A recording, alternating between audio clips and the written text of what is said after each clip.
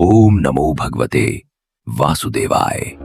सृष्टि के कण-कण में व्याप्त इस चराचर जगत के पालक भगवान श्री हरि विष्णु को मेरा कोटि कोटि नमन। आज हम उस दिव्य यात्रा पर चलेंगे जो हमें विश्वास दिलाती है कि जब अंधकार अपनी पराकाष्ठा पर होता है तब प्रकाश की एक किरण अवश्य फूटती है। ये कथा है धर्म की, अधर्म पर विजय की। जब जब इस धरा पर पाप का भार बढ़ता है, जब जब अधर्म मानवता को त्रस्त करता है, तब तब इस सृष्टि के पालनहार, करुणा के सागर भगवान विष्णु किसी न किसी रूप में अवतार लेकर इस धरती का उद्धार करते हैं। श्रीमद् भगवद गीता में उन्होंने स्वयं कहा है, परित्राणाय साधूनाम विनाशाय च दुष्कृताम धर्म संस्थापनार्थाय संभवामि युगे युगे। अर्थात साधुओं का उद्धार करने, दुष्टों का विनाश करने और धर्म की फिर से स्थापना करने के लिए मैं हर युग में अवतरित होता हूं। तो आइए हृदय में श्रद्धा का दीप जलाकर हम उन्हीं परमेश्वर के 10 मुख्य अवतारों की दिव्य गाथा का श्रवण करें, जिसे संसार दशावतार के नाम से जानता है। एक मत्स्य अवतार। सृष्टि के रक्षक सत्य युग के आरंभ में हयग्रीव नामक दैत्य ने वेदों को चुराकर अथाह सागर में छिपा दिया। वेदों के बिना ज्ञान लुप्त हो गया और सृष्टि में अज्ञानता का अंधकार छा गया। तब भगवान ने मत्स्य अर्थात मछली का अवतार लिया। उन्होंने राजा सत्यव्रत मनु को चेतावनी दी कि 7वें दिन महाप्रलय आने वाली है। उन्होंने राजा को एक विशाल नाव बनाने का आदेश दिया और उसमें सप्तर्षियों, सभी जीव जंतुओं के जोड़े और औषधियों के बीज लेकर बैठने को कहा। जब प्रलय का महासागर उमड़ा तो भगवान एक विशाल सुनहरी मछली के रूप में प्रकट हुए। उन्होंने उस नाव को खींचकर हिमालय की सबसे ऊंची चोटी तक पहुंचाया और सृष्टि के नए चक्र के लिए जीवन को सुरक्षित रखा। इसके पश्चात भगवान ने हयग्रीव का वध कर वेदों को पुनः ब्रह्मा जी को सौंप दिया। इस प्रकार उन्होंने ज्ञान और जीवन दोनों की रक्षा की। भगवान विष्णु के इस अवतार की कथा समाप्त हुई। अब कूर्म अवतार की कथा सुनते हैं। कूर्म अवतार। ब्रह्मांड के आधार एक बार महर्षि दुर्वासा के श्राप से देवता श्रीहीन और शक्तिहीन हो गए। असुरों ने स्वर्ग पर अधिकार कर लिया। तब भगवान विष्णु ने देवताओं को असुरों के साथ मिलकर समुद्र मंथन करने का उपाय सुझाया, जिससे अमृत निकलेगा। जब मंदराचल पर्वत को मथानी और वासुकी नाग को रस्सी बनाकर मंथन आरंभ किया गया तो पर्वत का कोई आधार न होने के कारण वो सागर में डूबने लगा। तब देवताओं की प्रार्थना सुनकर भगवान विष्णु ने एक विशाल कूर्म अर्थात कछुए का रूप धारण किया। उन्होंने उस विराट पर्वत को अपनी वज्र सी कठोर पीठ पर धारण कर लिया। उनकी पीठ पर पर्वत स्थिर हो गया और तब समुद्र मंथन संभव हो सका, जिससे देवी लक्ष्मी और अमृत सहित 14 रत्न निकले। इस प्रकार भगवान ने अपनी पीठ पर ब्रह्मांड का भार उठाकर देवों का कल्याण किया। भगवान विष्णु के इस अवतार की कथा समाप्त हुई। अब वराह अवतार की कथा सुनते हैं। वराह अवतार। पृथ्वी के उद्धारक हिरण्याक्ष नामक एक अत्यंत बलशाली दैत्य ने अपनी शक्ति के अहंकार में पृथ्वी देवी को उठाकर रसातल यानी पाताल लोक के गहरे सागर में छिपा दिया। पृथ्वी के बिना जीवन संकट में पड़ गया और सर्वत्र हाहाकार मच गया।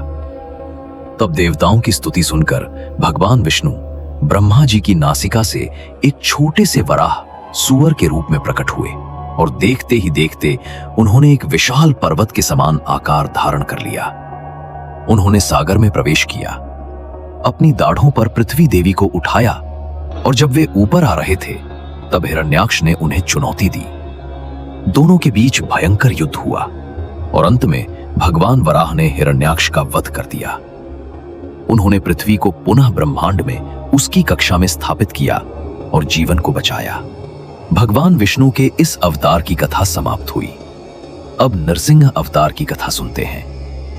नरसिंह अवतार।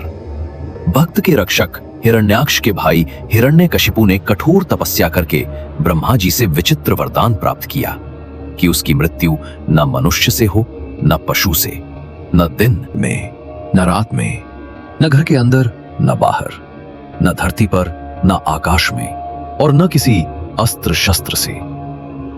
ये वरदान पाकर वो स्वयं को ईश्वर समझने लगा और अत्याचार करने लगा। किंतु उसी का पुत्र प्रहलाद भगवान विष्णु का परम भक्त निकला। जब हिरण्यकशिपु ने प्रहलाद को मारने के सभी प्रयास कर लिए और असफल रहा, तो एक दिन उसने क्रोध में पूछा, कहाँ है तेरा विष्णु? क्या इस खंभे में भी है? प्रहलाद के हां कहते ही उसने गदा से खंभे पर प्रहार किया।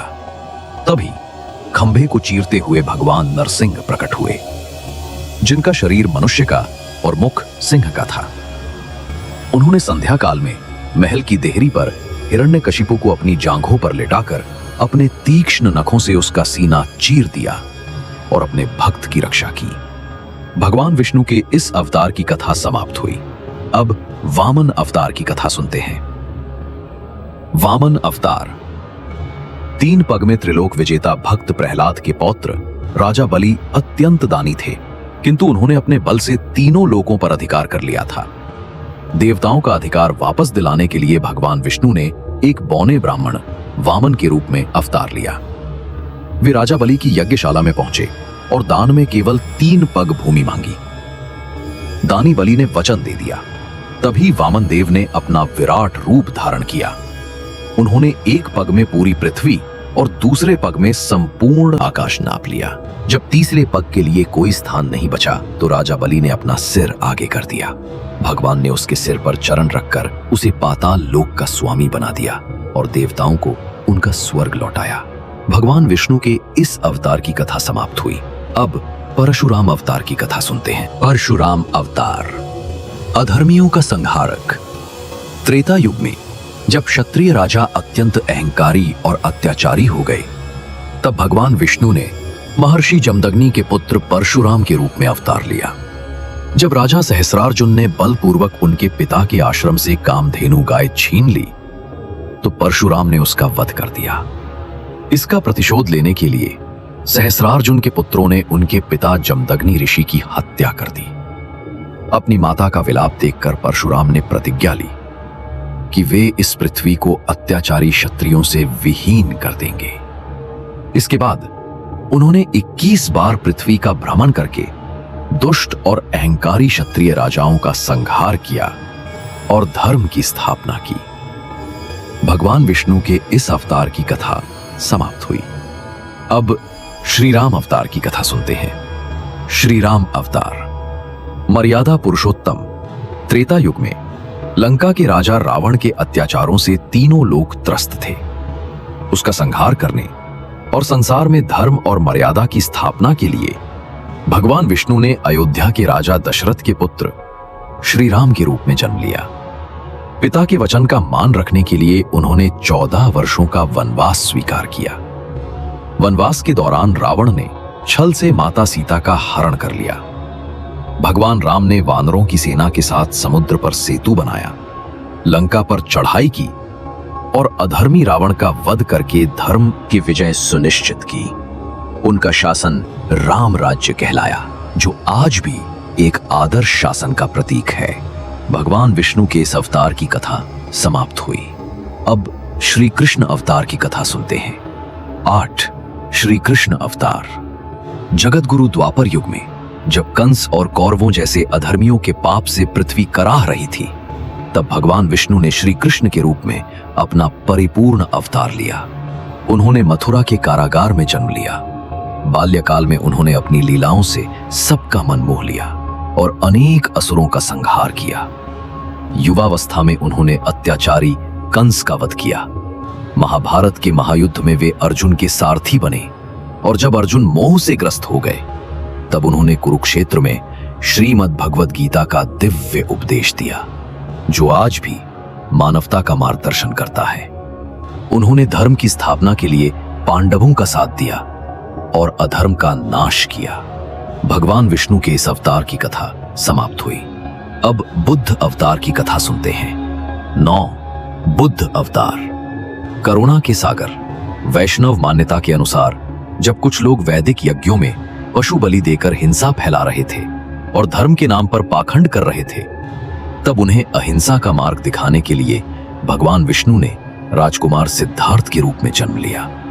उन्होंने संसार के दुखों को देखकर सत्य की खोज में राजपाट का त्याग कर दिया। ज्ञान प्राप्ति के बाद वे गौतम बुद्ध कहलाए। उन्होंने लोगों को इच्छाओं का त्याग कर दुख से मुक्ति पाने का मार्ग दिखाया। उन्होंने अहिंसा, करुणा और समानता का संदेश देकर समाज में व्याप्त हिंसा को शांत किया। भगवान विष्णु के इस अवतार की कथा समाप्त हुई। अब कल की अवतार की कथा सुनते हैं। कल की अवतार, भविष्य के अवतार। यह भगवान विष्णु का भविष्य में होने वाला अवतार है। पुराणों के अनुसार कलयुग के अंत में जब पाप अपनी चरम सीमा पर होगा, शासक लुटेरे बन जाएंगे और धर्म का पूरी तरह लोप हो जाएगा, तब भगवान कल की संभल नामक ग्राम में जन्म लेंगे। वे देवदत्त नामक एक सफेद घोड़े पर सवार होकर हाथ में प्रज्वलित तलवार लिए प्रकट होंगे। वे पृथ्वी पर फैले सभी अधर्मियों और पापियों का विनाश कर देंगे और एक नए सत्य युग का आरंभ करेंगे। यह अवतार इस आशा का प्रतीक है कि चाहे अंधकार कितना भी गहरा क्यों ना हो, प्रकाश की विजय निश्चित है।